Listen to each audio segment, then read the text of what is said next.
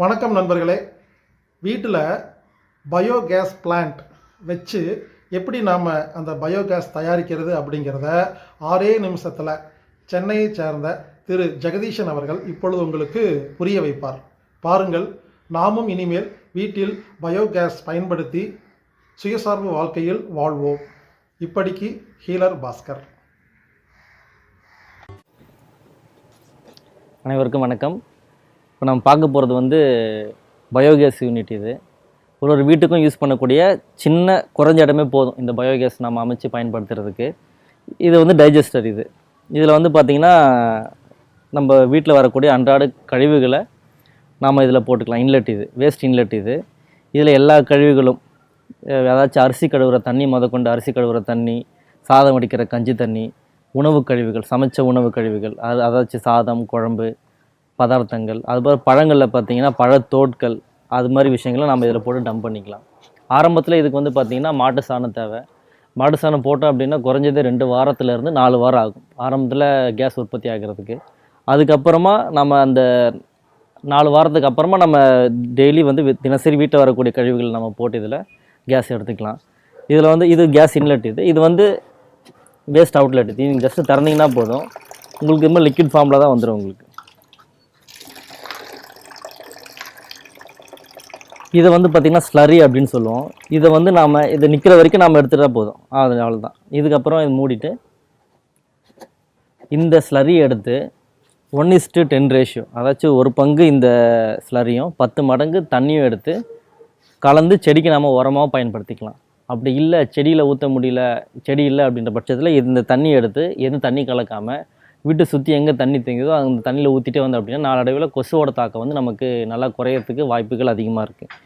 இது வந்து case outlet. இது வேஸ்ட்டு போடுறோம், நம்ம அதில் வேஸ்ட் அவுட்லெட் எடுத்துடுறோம். அடுத்து நம்ம கேஸ் எடுக்கிறோம். இதை எடுத்து நம்ம உள்ள சமையலறைக்கு கொண்டு போயிட்டு பயன்படுத்துகிறோம். இதுக்கு நடுவில் பார்த்திங்கன்னா ஒரு கேஸ் ஸ்டோரேஜ் பேக்குன்னு ஒன்று இருக்குது.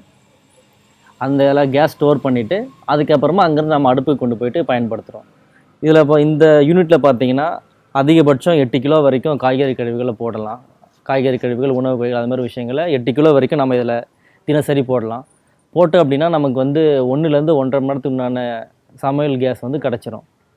குறைவான அளவு போட்டால் என்கிட்ட 8 கிலோ வேஸ்ட் இல்லை, கம்மியாக தான் இருக்குன்னா நீங்கள் 2 கிலோ போட்டாலும் சரி, 1 கிலோ போட்டாலும் சரி, அதுக்கு உண்டான கேஸ். இப்போ 2 கிலோ போடுறீங்க அப்படின்னா உங்களுக்கு ஒரு 3/4 மணி நேரம், 1/2 மணி நேரத்துக்கு உண்டான கேஸ் கிடைக்கும். இல்லை 1 கிலோ போடுறீங்க அப்படின்னா 1/4 மணி நேரத்துக்கு உண்டான கேஸ் கிடைக்கும்.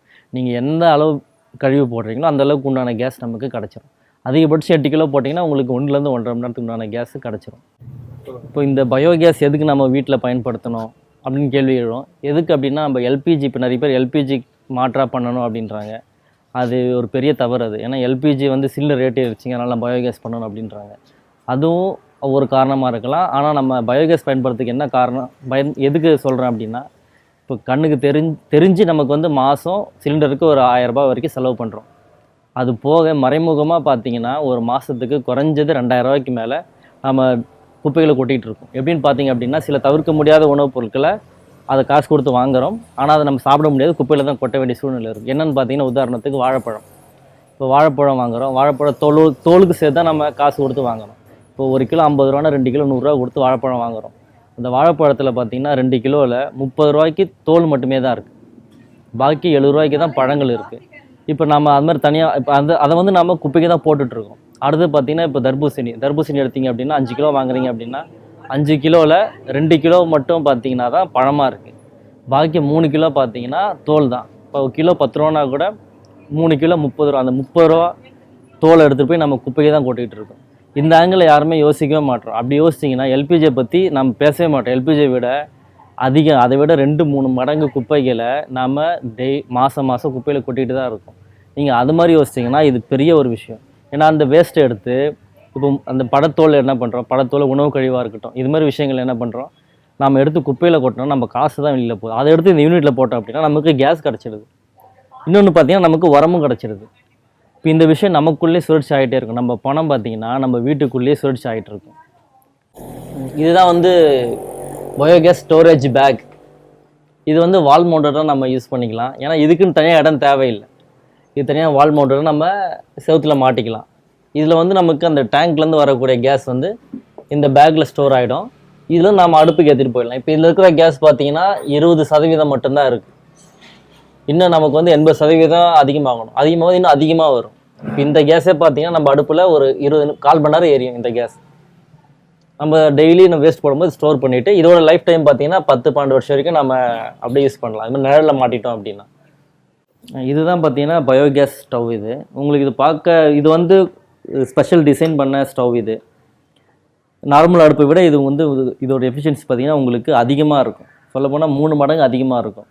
இப்போ கேஸ் வந்து 1.5 மணி நேரம் அதில் ஸ்டோராக இருக்க கேஸ் வந்து நீங்கள் சாதா பயோகேஸ் அடுப்பில் பயன்படுத்தினீங்கன்னா உங்களுக்கு அதிகபட்சம் 1/2 மணி நேரம் இல்லை 40 நிமிஷம் தான் எரியும். இந்த அடுப்பில் யூஸ் பண்ணும்போது நமக்கு 1.5 மணி நேரத்துக்குண்டான ஃப்ளேம் இதில் வரக்கூடிய அளவு